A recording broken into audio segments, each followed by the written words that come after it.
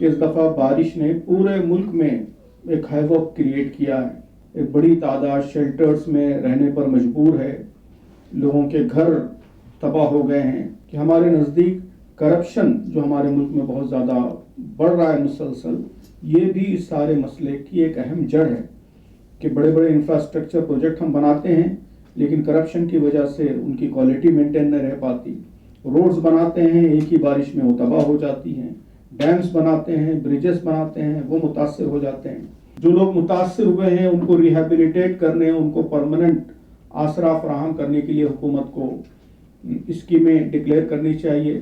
کہ آسام کے کئی ڈسٹرکٹس میں, خاص طور پہ گولپاڑا, کامروپ, دیما ہساؤ, ان سب ضلعوں میں بنگالی بولنے والے مسلمان اور ٹرائبل گروپس ان کو نشانہ بنا کر ان پر طرح طرح کے مظالم ڈھائے جا رہے ہیں. گولپاڑا میں 1700 سے زیادہ فیملیز کو فورسبلی طاقت کے ذریعے ہٹایا گیا ہے, ڈسپلیس کیا گیا ہے. کہ ان میں سے اکثر کے پاس 1948 سے سٹیزن شپ کے ڈاکیومنٹس موجود ہیں, NRC کے ڈاکیومنٹس موجود ہیں, ووٹر لسٹ میں ان کے نام موجود ہیں. ایسے لوگوں کو بھی جو بھارت کے سٹیزنز ہیں, شہری ہیں, ان کو بھی زبردستی گھروں سے بے دخل کیا جا رہا ہے بنگلہ دیشی کے نام پر. عمر خالد, شرجیل امام اور ان کے علاوہ بھی کئی ایکٹیوسٹ, وہ 2020 سے 5 سالوں سے مسلسل UAPA کے تحت جیلوں میں بند ہیں. ان کا ٹرائل تک شروع نہیں ہوا ہے اور اب ہائی کورٹ نے ان کو بیل دینے سے بھی انکار کیا ہے.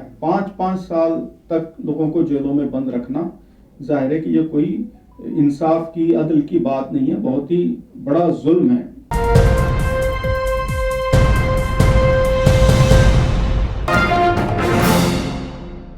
چار مدوں پر آج بات کی جائے گی. سب سے پہلا جو ایشو ہے وہ US کے ٹیرفز کا ہماری بھارت کی ارتھ ویوستھا پر,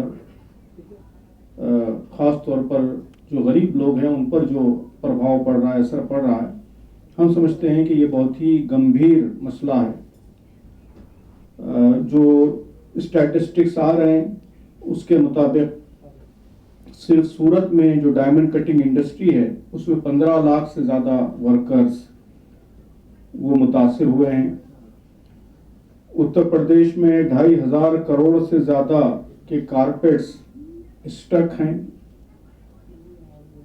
تروپور, جہاں پہ تمل ناڈو میں کوئمبٹور کے قریب جو ٹیکسٹائل مینوفیکچرنگ ایکسپورٹ کا بڑا مرکز ہے, وہاں بہت ساری یونٹس بند ہونے کے قریب پہنچ چکی ہیں.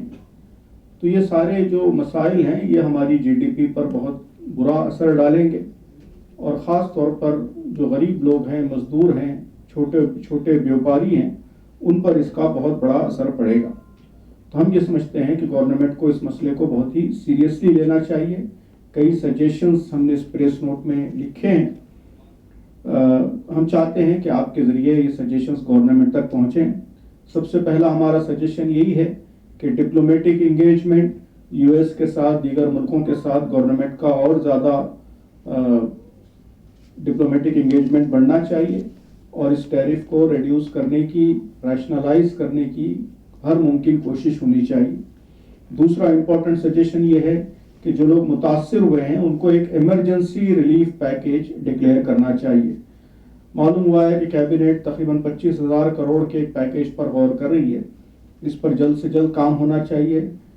جو لوگ متاثر ہو رہے ہیں ان کے انٹرسٹ معاف کیے جانے چاہیے, GST ریفنڈ کیے جانے چاہیے, ان کو لونز فراہم کیے جانے چاہیے. جو انڈسٹریل یونٹس کے ساتھ ساتھ جو بڑے پیمانے پہ جابس جا رہی ہیں تو ان کو الٹرنیٹیو امپلائمنٹ فراہم کرنے کی کوشش ہونی چاہیے. اور اس کے علاوہ ایک بہت ہی امپورٹنٹ سجیشن یہ ہے کہ ایکسپورٹ ڈائیورسفیکیشن, جو دوسرے مارکیٹس ہیں, جاپان ہے, ساؤتھ کوریا ہے, جرمنی ہے, میکسیکو ہے, یونائٹڈ کنگڈم ہے, اس طرح کے تقریباً 40 ممالک ہیں جہاں پر جو انڈیا کے ایکسپورٹس ہیں ان کا اچھا خاصا مارکیٹ موجود ہے. کہا جا رہا ہے کہ یہ مور دین $590 بلین کا مارکیٹ ہے اور ہمارے ملک کے ایکسپورٹ نے ابھی تک صرف 6% ان کو کور کیا ہے. مطلب اچھا خاصا اسکوپ یہاں پر باقی ہے. تو ان کی طرف ڈائیورسفائی کرنے کی حکومت کو سنجیدہ کوشش کرنی چاہیے. تو یہ سارے سجیشنز اس میں تفصیل سے دیے گئے ہیں. آپ انہیں پڑھیے بھی، ان کو میڈیا میں بھی کور کیجیے اور حکومت تک بھی ان چیزوں کو پہنچانے کی کوشش کیجیے۔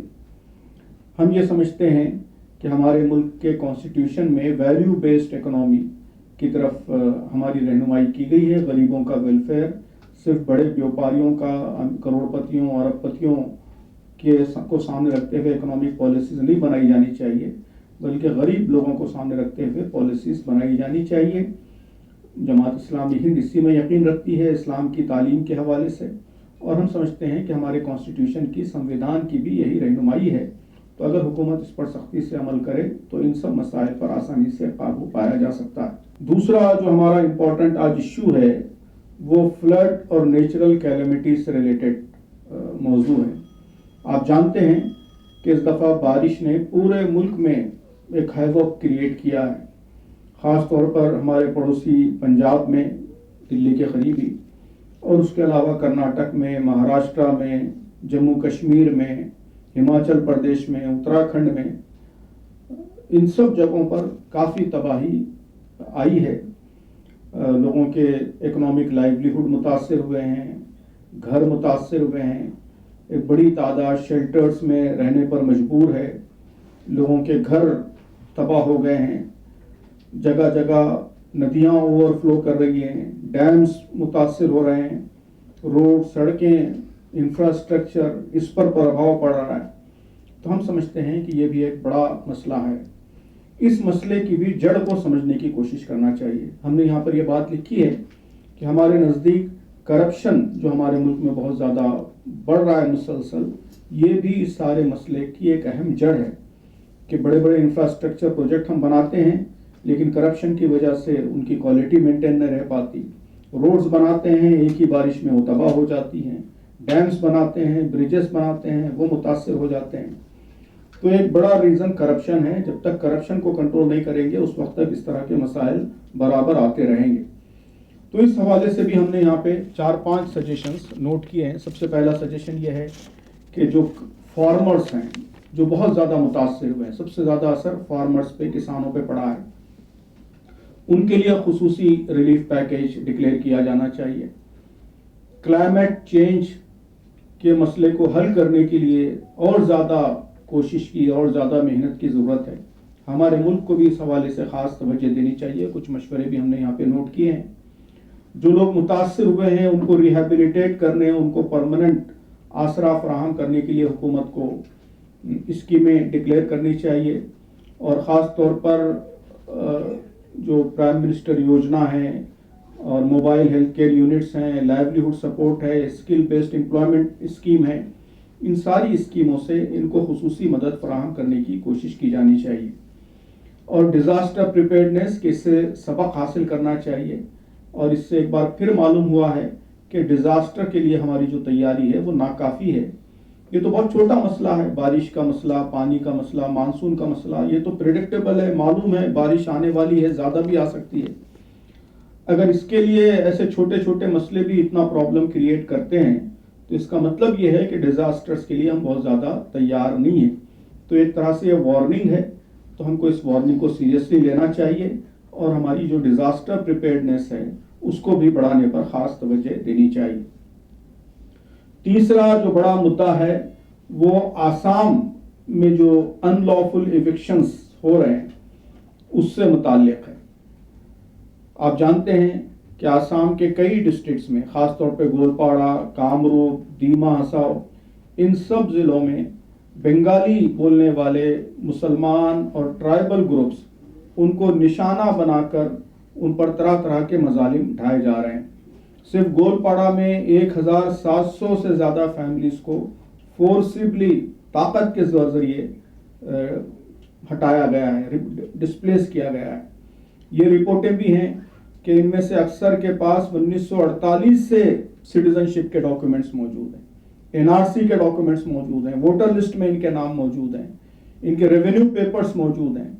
ایسے لوگوں کو بھی جو بھارت کے سٹیزنز ہیں، شہری ہیں، ان کو بھی زبردستی گھروں سے بے دخل کیا جا رہا ہے بنگلہ دیشی کے نام پر۔ وہاں آشودوبی میں جس طرح پولیس کا ایکشن ہوا اور 19 سال کے ایک بچے کو گولی مار کے ختم کر دیا گیا، اس کو بھی ہم نے سخت الفاظ میں کنڈیم کیا ہے. تو یہ سارے ایکشنز ہم سمجھتے ہیں کہ یہ بہت ہی خطرناک رجحان ہے. اس کے نتیجے میں کمیونل ٹینشن، لنگوسٹک ٹینشن، یہ سب پیدا ہونے کا امکان ہے. معاملہ صرف اب آسام تک محدود نہیں رہا، بلکہ بڑے شہروں میں، دلی میں، بامبے میں، ہر جگہ بنگالی اسپیکنگ لوگوں کو ٹارگیٹ کیا جا رہا ہے.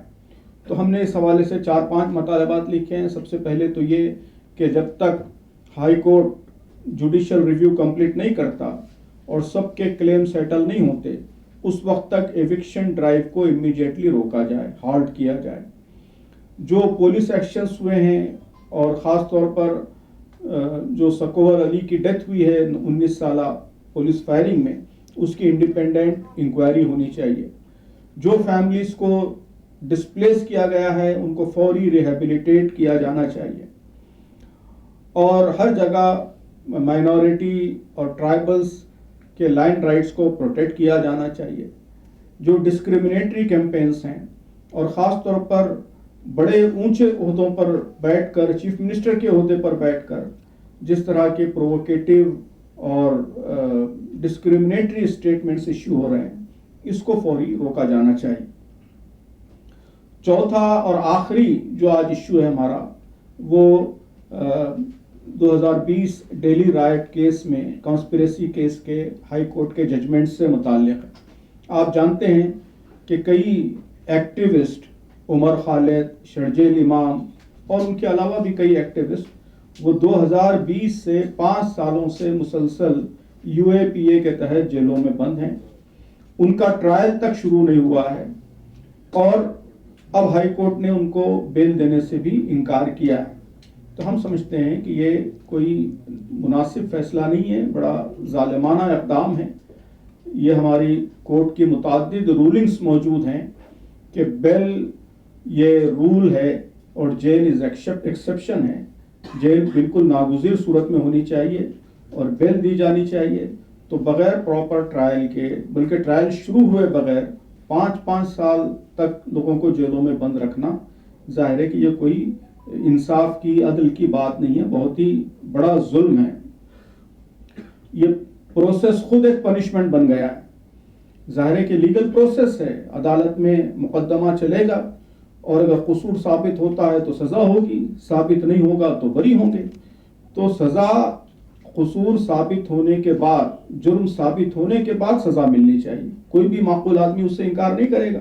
جس پر بھی جرم ثابت ہو اس کو سزا دی جائے، لیکن بغیر ثبوت کے، عدالت میں ثابت ہوئے بغیر، بلکہ پراپر طریقے سے ٹرائل شروع کیے بغیر اتنے سالوں تک جیلوں میں بند رکھنا، یہ ظاہر ہے کہ دنیا کے کسی جمہوری ملک کو، کسی ایسے ملک کو جہاں رول آف لا ہے، جہاں کورٹس انڈیپینڈنٹلی کام کرتی ہیں، اس کو زیب نہیں دیتا.